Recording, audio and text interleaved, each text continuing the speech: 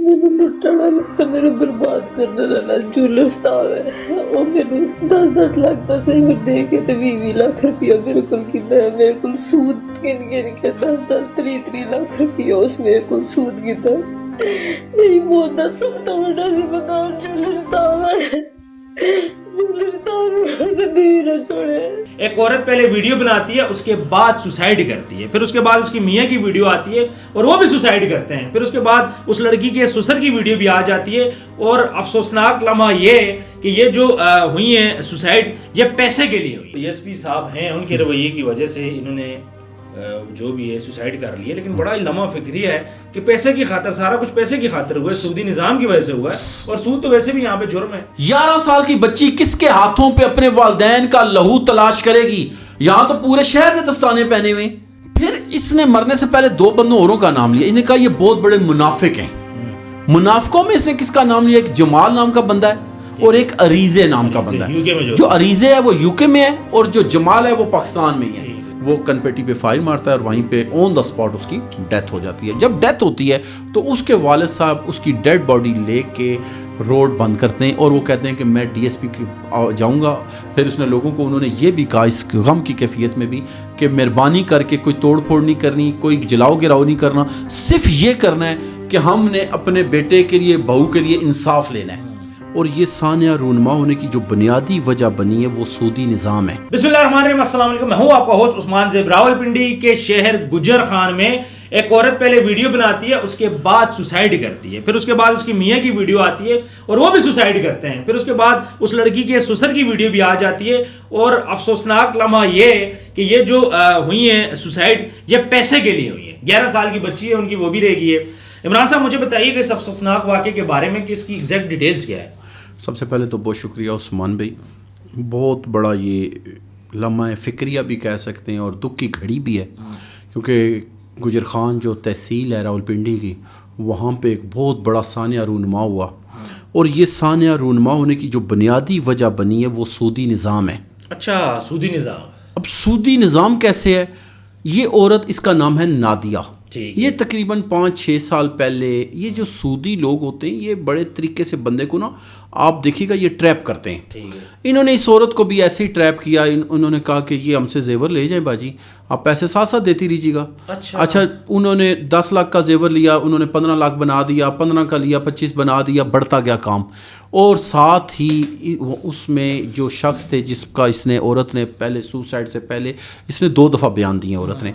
एक औरत ने तब बयान दिया जब बिल्कुल वो हवास में थी, ठीक थी, एक उस टाइम बयान दिया, और एक उस टाइम दिया जब वो खुदकुशी के गोलियां खा चुकी थी और हॉस्पिटल में थी। 2 दफ़ा बयान दिया। जब पहला बयान दिया उसने जिन बंदों का नाम लिया, उसने एक दुरताला की अम्मा जी हैं या बहन जी हैं, बाजी है, उसका नाम लिया। जो सुनियारे हैं, एक अदील सुनियारा और एक जवाद सुनियारा है, और एक इनके साथ बैंक का बंदा भी है। जो जवाद है ना, ये बाकायदा मोबी लिंक बैंक है, उसमें ये मुलाजम भी है।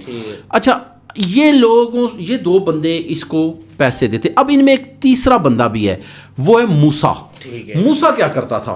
मूसा इससे जो जेवर इसने 20 लाख का लिया ना, वो वापस इससे कहता था 8 लाख का मुझे दे दो, 10 लाख का मुझे दे दो, तुम्हारी की तो कीमत इतनी है। वो इससे वो खरीद लेता था। यानी कि ये एक औरत किसी जंगल में ऐसे फंसी के निकलने की कोशिश करती रही, लेकिन निकल नहीं सकी, जेवर भी चला गया। अब क्या हुआ, इसी असना में ये भी बात पता चली है कि जी जो अदील नाम का शख्स है वो इसको प्रॉपर ब्लैकमेल करता था। ये तोहा ज्वेलर के नाम से इनका बिजनेस है। ये भी आप जहन में रखिएगा, क्योंकि लोगों को पता हो, लोग ऐसे लोगों से महफूज भी रहें।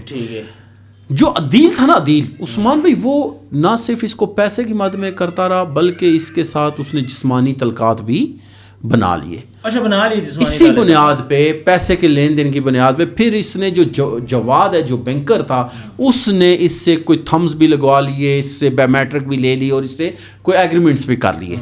यानी कि आपको पता है, जब बंदा फंसा होता है ना, तो वो कहता है मरता ना तो क्या करता, क्या करता, वो एक तरीका था। फिर क्या होता है, इस औरत ने ये पूरा बयान दिया। बयान देने के बाद इसने टैबलेट्स ले ली, जहरीली गोलियां खा ली। गोलियों के बाद उसने बाकायदा कहा कि मुझे ये बंदे ब्लैकमेल भी कर रहे थे और इन्हीं की वजह से मैं ये सुसाइड कर रही हूँ। और उसके बाद उसकी डेथ हो जाती है। डेथ होती है तो 3 दिन या 4 दिन जो गुजरते हैं, उस दौरान ये कुछ बंदे अरेस्ट कर लेते हैं। اسی اسنا میں اس کے خاوند کا نام ہے شیراز آفتاب. شیراز آفتاب کو ڈی ایس پی کال کرتا ہے اور کہتا ہے کہ آپ ہمارے پاس تھانے آئے, ہم نے انکوائری کے سلسلے میں کچھ چیزیں ریکارڈ میں لکھنی ہے. جب یہ جاتا ہے تو بقول اس کے جو اس نے واپس آ کے اپنے والد کو بیان دیا, جو اس کے والد کا نام شیخ آفتاب ہے, شیخ آفتاب صاحب کو وہ یہ بیان دیتا ہے واپس آ کے کہ کہتا ہے کہ رونا شروع ہو گیا. والد صاحب اس کے کہتے ہیں کہ میرے پاس آ کے گلے لگ کے رونا شروع ہو گیا. انہوں نے کہا ابو جی مجھے یہاں پہ انصاف نہیں ملے گا, یہ امیروں کا دنیا ہے, یہ امیروں کی جگہ ہے, یہاں پہ غریب کا کوئی سننے والا نہیں, اور میں غریب بندہ ہوں, میں وہ پیسہ لگا رہے ہیں میری. انہوں نے کہا بات کیا ہوئی ہے بیٹا بتاؤ تو صحیح. انہوں نے کہا جب میں تھانے میں گیا تو جو ملزم تھے وہ کرسیوں پہ بیٹھے تھے ڈی ایس پی صاحب کے ساتھ, اور مجھے انہوں نے وہاں پہ ٹیبل کے سامنے کھڑا کر کے مجھ سے بیان لے رہے تھے, اور جو ان ملزموں کی کیفیت تھی, جو ان کی باتیں اور ان کا رویہ تھا, مجھ پہ طنزاً ہنس رہے تھے وہ, یعنی کہ باقاعدہ اس نے کہا کہ وہ لوگ مجھ پہ ہنس رہے تھے. تو وہ جو طنز اور ہنسنا تھا وہ یہ بتا رہا تھا کہ میں ان کا کچھ بھی بگاڑ نہیں سکتا اور وہ نکل جائیں گے.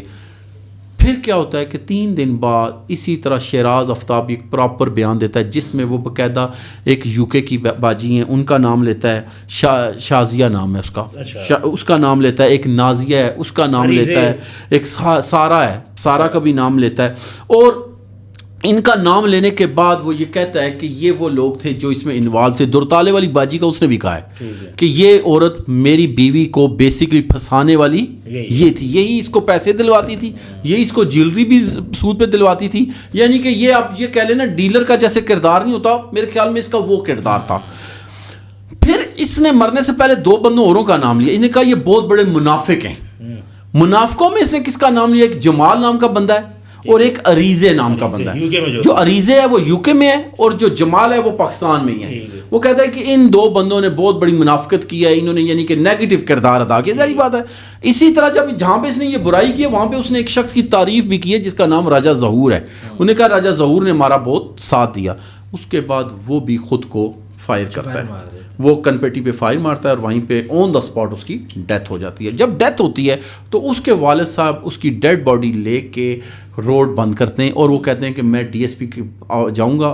پھر اس نے لوگوں کو انہوں نے یہ بھی کہا اس غم کی کیفیت میں بھی کہ مہربانی کر کے کوئی توڑ پھوڑ نہیں کرنی, کوئی جلاؤ گراؤ نہیں کرنا, صرف یہ کرنا ہے کہ ہم نے اپنے بیٹے کے لیے بہو کے لیے انصاف لینا ہے. جب وہ وہاں پہ جاتے ہیں تو وہاں پہ پھر ایس پی صاحبہ بھی آتی ہیں, پھر وہ ڈی ایس پی بھی آتا ہے, ان کے وکلا حضرات بھی ہوتے ہیں, وہاں کی گجر خان کی عوام بھی ہوتی ہے, وہاں پہ کافی ساری تلخ کلامی بھی ہوتی ہے. وکیل جو ان کا ہے اس نے بھی بڑی ساری باتیں ان کو سنائی اور اس نے کہا کہ بھائی ڈی ایس پی اور یہ لوگ میرے بچوں کے قاتل ہیں اور یہ پورا اس میں انوالو ہیں, یعنی جو میرے بچے کی موت ہوئی ہے اس کے پیچھے یہ لوگ ہیں. کیونکہ ان کے رویے سے اس نے اندازہ لگا لیا تھا کہ یہ لوگ اس کے ساتھ ملے ہوئے ہیں ان ملزموں کے ساتھ اور انصاف نہیں ملنا. اب وہاں پہ یہ طے پایا کہ آپ مہربانی کریں, ہم نے آپ کے جو مجرم ہیں وہ پکڑے ہوئے ہیں, ہم آپ کو انصاف بھی دیں گے, ہمیں آپ تھوڑا سا ٹائم دیں. دیکھیں یہ تو میں نے آپ کو ایک سٹوری سنا دی, 11 سال کی بچی پیچھے یتیم رہ گئی ہے, اس کے سر سے چھت چلا گیا ہے, اب زندگی کا اس کو پتہ ہی نہیں ہے کہ میں نے کرنا کیا ہے. اور آپ دیکھیے گا کہ کچھ عرصہ پہلے میں نے اس بندے کی کچھ ویڈیوز دیکھی ہیں جس میں ایک ابھی یعنی 16 Pro Max جب نیا موبائل آتا ہے تو وہ بھی ان باکس کرتا ہے اور بڑا خوش ہے.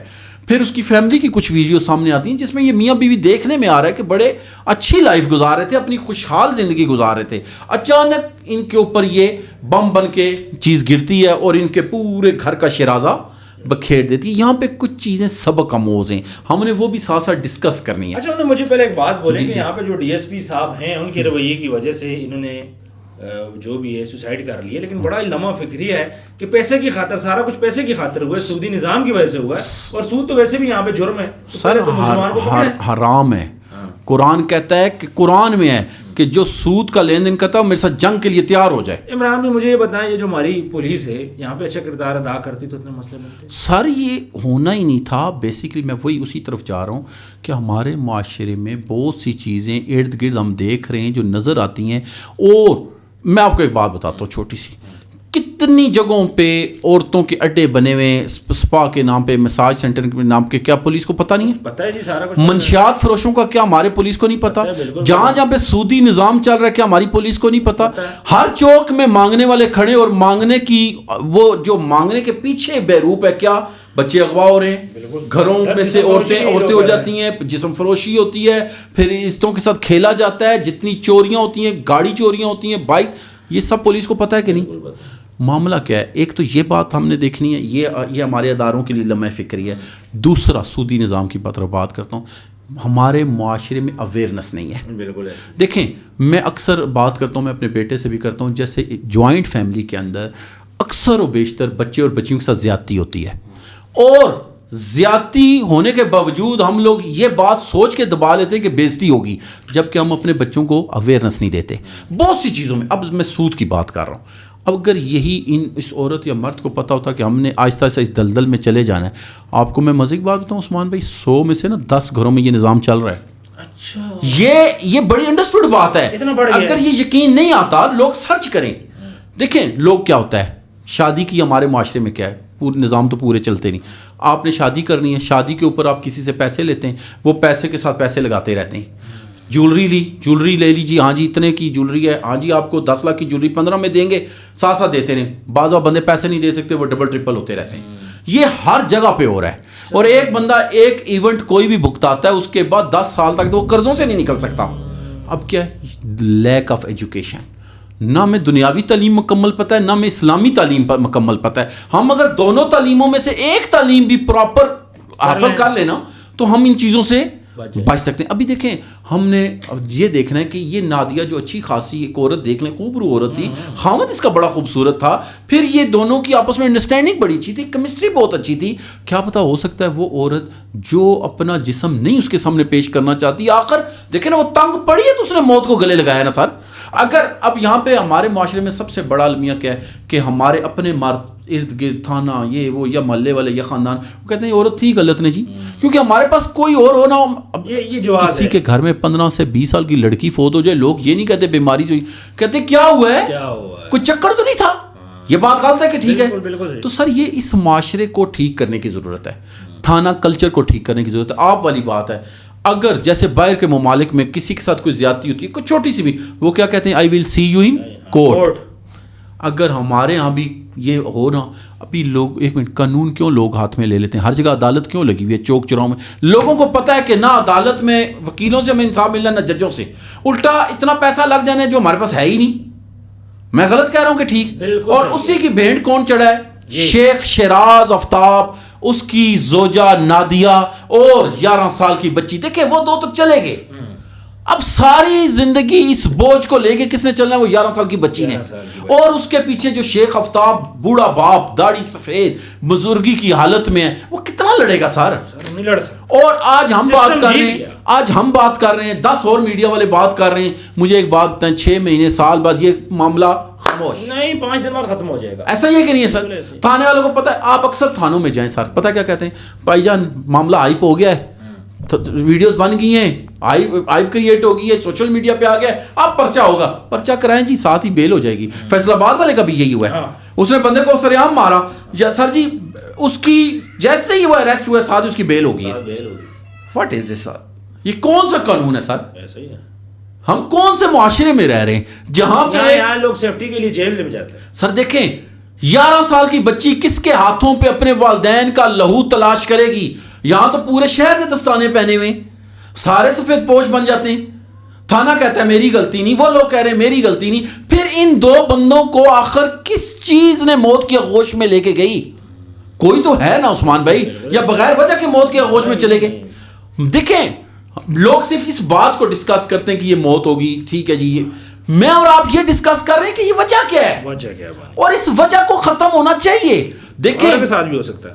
اکثر آپ جنازہ پڑھتے ہیں، جنازے میں مسجد جو امام صاحب ہوتے ہیں جو جنازہ پڑھا رہے تھے وہ ایک اعلان کرتے ہیں، کہتے ہیں اگر اس شخص کو دوبارہ موقع ملے تو یہ کیا کرے گا؟ سب لوگ کہتے ہیں جی یہ دوبارہ ساری زندگی عبادت کرے گا، ساری زندگی اپنے گناہوں کی معافی مانگے گا، کوئی غلط کام نہیں کرے گا. مولوی صاحب کہتے ہیں یہ واپس تو نہیں آ سکتا، تم ہزاروں لوگ کھڑے ہو، تم تو موجود ہو، اور تمہارے پاس تو ٹائم ہے نا. اسی طرح میں اپنے معاشرے سے، اپنے سسٹم سے، وزیر اعلیٰ پنجاب مریم نواز صاحبہ سے، اور جو وہاں پہ ایم این اے ہیں، M P A M N A جناب پرویز اشرف صاحب ہیں، اس ٹائم بھی وہ بڑے اچھے پارلیمنٹیرین ہیں، میں ان سے یہ ریکویسٹ کروں گا. راجہ جوید اخلاص صاحب ہیں جو ایکس ایم این اے رہ چکے ہیں، ابھی بھی وہ انہوں نے پارٹیسپیٹ کیا تھا. میں ان سے یہ ریکویسٹ کروں گا کہ ایسا سسٹم بنا دیا جائے کہ کوئی اور نادیہ خودکشی نہ کرے، کوئی اور شیخ شیراز آفتاب اپنے آپ کو فائر نہ مارے، کوئی اور 11 سال کی بچی خدا نہ خاصا اس طرح یتیم نہ ہو. عمران صاحب بہت بہت شکریہ, آپ نے یہ سارا واقعہ بتایا. بڑے افسوس کے ساتھ مجھے یہ کہنا پڑ رہا ہے کہ آج بھی سسٹم جیت گیا اور نادیہ ہار گئی. اپنا ڈھیر سارا خیال رکھیے گا, کامنٹ سیکشن میں اپنی رائے ضرور دیجیے گا. ملتے ہیں نیکسٹ ویڈیو میں. اللہ حافظ.